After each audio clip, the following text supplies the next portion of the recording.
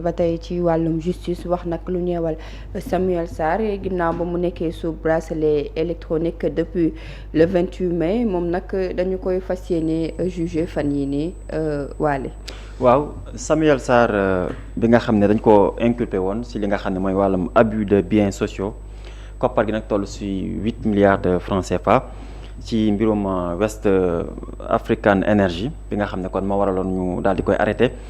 gannaaw plainte bi nga xam ne kon ay associés am ñoo ko plainte woon le 28 mai 2025 ñu daal di koy placé sous bracelet électronique ak expertise médicale bi nga xam ne kon tegoon nañ ko ndax waxoon nañ daal wér-gu-yaramam may ko woon kon mu des ci li nga xam ne kon mooy ci kaso bi mais nag dossier boobu gis nañ ne ay avocat am yi nga xam ne kon ñoom li ñu doon sàkku nag moom mooy ñu daal di dugal ab recours boo xam ne ci kanamu chambre des accusations chambre d'accusation autant pour moi donc loolu nag mu nekk li nga xam ne kon ce cour d'appel de Dakar pour contester ordonnance bi nga xam ne kon moom mooy ordonnance bu renvoi bi nga xam ne ñu ngi ko rendre woon le 2 juin 2025 bi weesu juge deuxième cabinet donc loolu nag mu nekk ay mbir yi nga xam ne kon yaakaar naa ne mbirum koppar goo xam ne 8 milliards la yoon mënees na see leeral parce que du koppar gu tuuti quand même mais ak lu si mënti am ab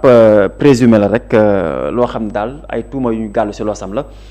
si ay mbir yoo xam ne kon jot na xew si ab société boobu nga xam ne moom mooy West African Energy bi nga xam ne kon ay associés am ñoo ko daal di plainte donc je pense que ne convocation bi nga xam ne wala li avocat am doon sàkku ngir ñu renvoyer li nga xam ne mooy ordonnance bi si kanamu chambre d'accusation bi ak li ñu ci doon wut yëpp ndax moom weddi na tuuma yi nga xam ne kon moom lañ ko doon tuuma si koppar googu nga xam ne kon tudd nañ ko si muy 8 milliards de francs CFA donc je pense que si kanamu yoon dina gën a leer dina gën a am li nga xam ne kon moom mooy possibilité ak li ñu doon sàkk kon ngir ñu renvoyer li nga xam ne ordonnance boobu nga xam ne donc jébbaloon nañ ko si kanamu cour d'appel occasion la quand même pour mu mën a setal boppam parce que tuuma moom li may faral di wax rek képp kuñ tuuma donc li nga am comme moyen de défense mooy taxaw pour setal sa bopp taxaw pour défendre sa bopp ak ay moyens yoo xam ne am nga ko à travers say avocats mais aussi à travers ay preuves yoo xam ne je pense que ay preuves palpables la yoo xam nga di nga ko génnee ngir quand même weddi li nga xam ne mooy tuuma parce que yoon d'habitude ñu mel noonu bu amee tuuma su amee lenn rek mooy am mooy weddi tuuma et je pense que comme am na possibilité ñu takkal ko bracelet électronique mu génn dem këram donc je pense que ne l'affaire boobu dina leer au fur et à mesure su ko defee donc li nga xam ne moom la ñu jàpp ne moom la def si wàllum koppar googu nga xam ne tudd naa ko mu 8 milliards de francs CFA dina am lu bari loo xam ne xëy na dina ko si leer à travers ci ay preuves yi nga xam ne am na ko si. wàllum Samuel Sarr Mohamed dañu koy juger en correctionnel ci fan yi ñuy ñëw. waaw man de lu may rafetlu la parce que au moins dina tax ñu xeex benn mbir lu ñu tuddee les longues détentions préventives xam nga moom déjà mi ngi ci liberté provisoire defe naa sous bracelet électronique. ba pare moom boo xoolee moom lañu njëkk àtte boo xoolee si en tout cas ñi ñu toppee wàll woowu quoi waxuma ñi nga xam ne nii si leneen la doon toppee mais si wàll woowu defe naa moom lañ si njëkk àtte donc au bout de 6 mois je pense wala lu ko jege ñu war koo mën a àtte devant la chambre correctionnelle loolu damay jàpp ne lu baax la parce que day wane ne que célérité bii le premier ministre doon wax si wàllum justice mu bokk aussi si li nga xam da nga koy sàkk si wàllum justice muy célérité yenn saa yi nag li tax du mën a nekk lu gaaw mooy du juge du motee dossier dafay bare ak yooyu noonu donc célérité bi ñu doon xaar si wàllum justice fii mu ne wax ne relativement quand même respecté nañ ko mooy nit ki yóbbu nañ ko instruction. instruction nag mooy le juge d'instruction day xóotal di instruire à charge et à décharge et à décharge léegi nag au bout de cette instruction si lay mën a jël une ordonnance de non-lieu wala mu jël une ordonnance de renvoi. une ordonnance de non-lieu mooy càmbar na xóotal na mais gis na ne amul lu mu gis lu war a jox ñuy sax dem c'est ëttu àttekaay ba fii nag nekk looloo am dafay def une ordonnance de renvoi maanaam gis na ne Samuel Sarr mi kat bi mu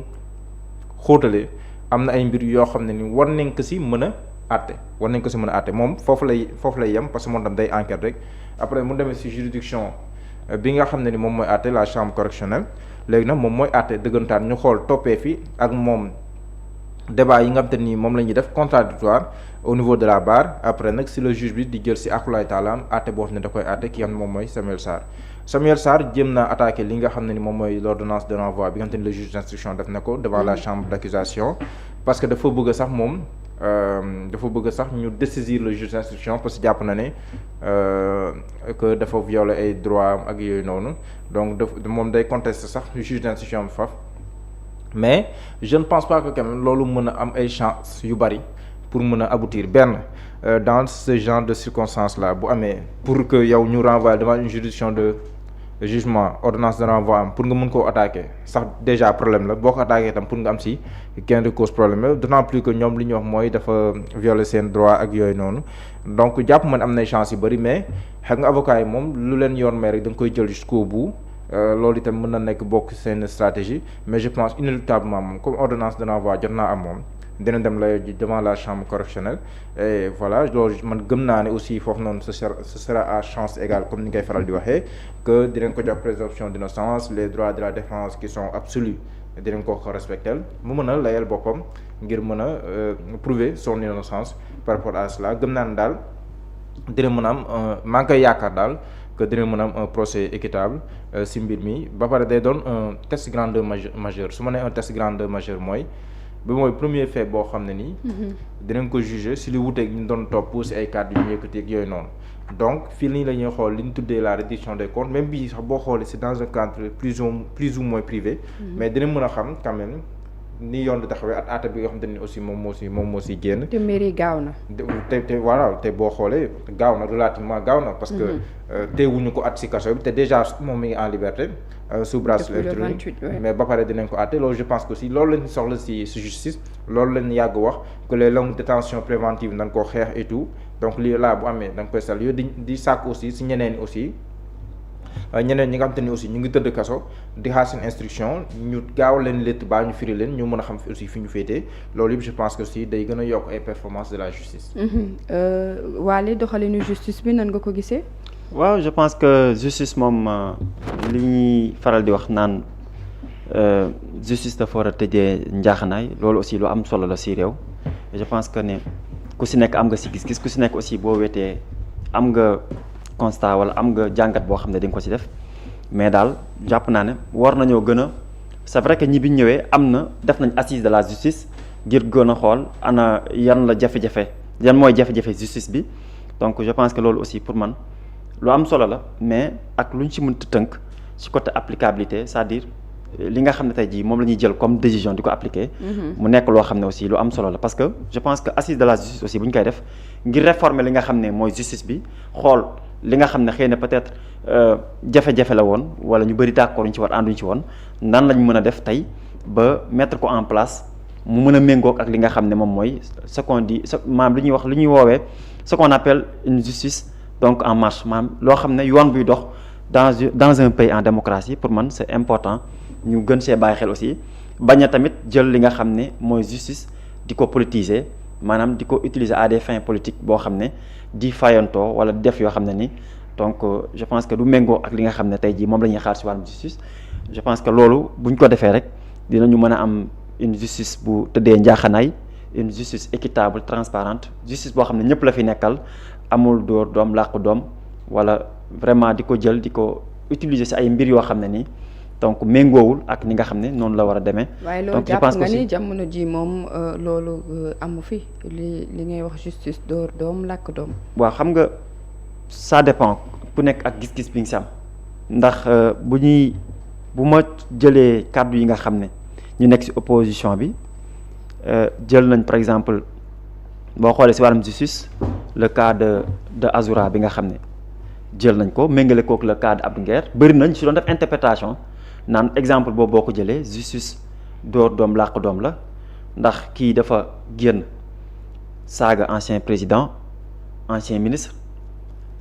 yoon topp ko ñu bàyyi ko mu dem donc kee génn wax xalaatam du li may wax ni du sama kàddu kàddu ñi nga xam ne ay politique lañ te joxe seen xalaat te méngale ak li nga xam ne donc moom mooy justice boo xam ne tëddeewul njaaxanaay muy le cas de Abdou Nguer bi nga xam ne moom aussi mbiram en instruction lañ ko yóbbu donc kële ñu yóbbu ko en flagrant délit donc ñoom aussi ñu jàpp ne xëy na yu mel noonu mooy indi frustration ci wàllum justice mais aussi rawat na ci li nga xam ne moom mooy wàllum parti politique parce que man dama naan le temps de la politique n'est pas le temps de la justice ay ñaari mbir yu bokkul lañ donc justice benn mbir bu war a tëddee njaaxanaay la politique mbiru boppam la donc je pense que yu mel noonu aussi wala yu sew yooyu nga xam ne ñu ngi koy xeeb mooy dem di indi ay frustration mais war nañ see gën a mën a bàyyi xel quand même je ne cherche à plaire personne wala à défendre personne mais sama xalaat bu may joxe la ma jàpp ne daal war nañoo gën a mën a taxaw temm rek ngir mën a éviter yenn mbir yoo xam ne mën na juwaloo ak li nga xam ne moom mooy dëgg-dëgg. ni justice war a doxalee ci réew. wàllum longue détention préventive bokkoon na également ci li ñu nit ñi doon wax lu bëri dafa mel ni daal loolu mi ngi commencé di am ay évolution am na évolution te ci loolu aussi wax dëgg yàlla ministère de la justice def na ci ay jéego yu am solo ndax bëri na boo jëlee exemple ci jamonoy Macky Sall dañu la daan jàpp bu ñu la jàppee loo xam ne flagrant délit la ñu yóbbu la instruction ñu tëj la doo xam kañ ngay am dossier. donc loolu aussi je pense que pas pratiquement tout le monde quand même mais ñu ngi ko doon nemmeeku ci au temps de Macky Sall mais gis nañ ne bi gouvernement bi ñëwee vraiment liñ njëkk a def lu am solo moom mooy li nga xam ne mooy longue préventive yi nan la ñu war a gën a def nan yan jéego la ñu war a gën a mën a jël ak yan matukaay ngir gën koo mën a oyofal mais loolu bokk na ci ku def loo xam ne war nañ laa àtte ñu àtte la bu boobaa tamit ñu xam lan ngay tëdd. wala bu fekk aussi classement sans suite la dañ lay bàyyi nga dem wala aussi ñu def la ordonnance de renvoi non lieu loolu yëpp pour man c'est des choses yoo xam ne lu am solo la si li nga xam ne moom mooy jéego yi nga xam ne jël nañ ko c'est le cas aussi de Samuel Sarr bi nga xam ne moom heureusement Diallo mu ngi koy tal bokk na kon si ñi nga xam ne ñoom ñoo njëkk a am situation yu mel nii si wàllu wi nga xam ne kon jàpp nañ leen si mbir yu mel nii su ko defee kon ñu mën leen a utal dossier àtte leen aussi bu boobaa aussi di nga xam. bu dee da ngay tëdd mais li ngay tëdd aussi lan la bu dee aussi dañ lay bàyyi nga ñibbi nga mën a xam mais ñu jël sa dossier par exemple yóbbu ko en instruction di wër looy def bala fa nga def am na ñoo xam ne instruction def nañ 1 an instruction am na ñoo xam ne def nañ fa 2 ans donc pour man loolu aussi 5 ans 10 ans amuñ dossier jéego yi am solo la quand même ñu jël ko quand même pour mën a éviter lépp loo xam ne wàllum longue détention préventive donc loolu aussi c'est à saluer ay geste bu am solo la bu ñu war a mën a améliorer la aussi donc si li nga xam ne kon moom mooy si wàllum justice. Mouhamed ci wàllum justice ba tey longue détention préventive yi nekk na lu nga xam ne am na ay avancées. waaw mais xam nga dañuy focaliser wu rek si ñuy siiw. mais am na si ñoo xam ne ni ba léegi nii seen mbir mi ngi en instruction xam nga mbirum instruction moom dañuy jàpp ne en matière délictuelle. bu ñuy càmbar seen mbir la détention elle est limitée à 6 mois bu nekkee en matière délictuelle la détention bu nekkee en matière criminelle moom c'est illimité te loolu ba léegi nii réformé gunu ko donc loolu benn mbir la ci biir mbir yi beneen bi aussi c'est un problème beaucoup plus profond et global ndaxte li koy waral aussi mooy dossier yu bari yi ak le nombre de juges bi nga xamante ni dafa xaw a néew tuuti par rapport ak dossiers yi donc mooy waral célérité bi ngay bëgg si yenn dossier doo ko am mais mi amaale conséquences indi surpeuplement des prisons ak yu mel noonu donc pour man ay réformes yu xóot yu global moom lay laaj boo xoolee si jamonoy Maître Aïssata Tall Sall sa amoon na déjà ay réflexions yoo xam ne amorcé woon nañ ko dans ce sens ñuy wax par exemple que en matière criminelle sax léegi la détention warut a mën a dépasser même bu nekkee instruction dafa jël plus de 2 ans su ma juumul waratoo toog si kaso bi fii àtte pour waratoo toog si kaso bi ndaxte àttee gun la loolu yëpp tamit ñu ngi ko doon wax si jamono jooju mais après yeneen réforme yonte nii wax nañ ko si mbirum assises yi mujj si wàllum justice bi je pense que am na ay réflexion aussi dans ce sens yoo xam ne nii aussi amoon na mais pour man le problème de la justice il est global et c'est au-delà des personnalités connues ak tamit ñi nga xam ne ni peut-être yàgg nañ nekk si kaso yi ñenn ñi seen dossier réer et tout donc loolu yëpp je pense que aussi ñu war a mën a bàyyi xel la ñu leen lëtt leen bàyyi ñu firi leen mais c'est quand même un problème boo xam ne aussi ça ne peut pas se régler en 1 an donc ay jéego ngay seq di si jëm ba boobaa ngay atteindre cet objectif. Mais d'une manière beaucoup plus globale, je pense quand même que il y a une nette amélioration dans la marche de la justice, dans l'administration de la justice. Maa ngi gis amélioration yu ndaw ba si sax équité des citoyens, ba si égalité des citoyens devant la justice aussi maa ngi siy gis évolution bu ndaw, même bu nekk aussi le système judiciaire est un système éternellement de manière sempiternelle qui est perfectible. Mais je pense que loolu moo war a yóbbee ñuy viser la perfection, même bu nekk duñ ko mës a atteindre. Mais la justice, quand elle marche bien, c'est la société qui marche bien, parce que moom mooy réguler la société. Donc loolu je pense c'est extrêmement important. jërëjëf Mohamed. ba suba jàmm incha allah jërëjëf soxna Astou.